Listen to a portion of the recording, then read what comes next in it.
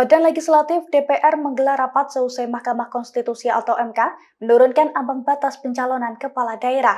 Dalam agenda tersebut, DPR diduga akan merevisi putusan MK soal Undang-Undang Pilkada.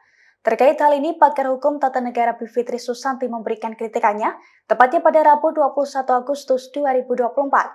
Dilansir dari Kompas.com, Bivitri mengatakan bahwa undang-undang atau peraturan pemerintah pengganti undang-undang atau Perpu tidak dapat mengubah putusan MK. Ia pun menilai bahwa tindakan DPR hari ini yang mendadak merevisi Undang-Undang Pilkada sama saja dengan pembangkangan terhadap konstitusi. Diketahui revisi Undang-Undang Pilkada ini dilakukan secara kilat pada Rabu 21 Agustus 2024 hari ini.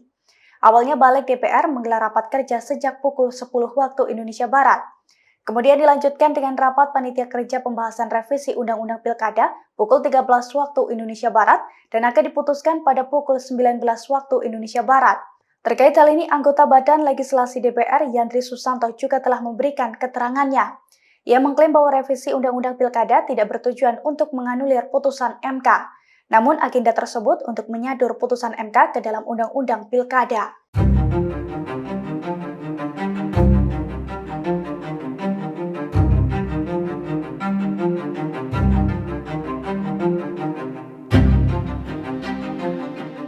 Download Tribun X sekarang, menghadirkan lokal menjadi Indonesia.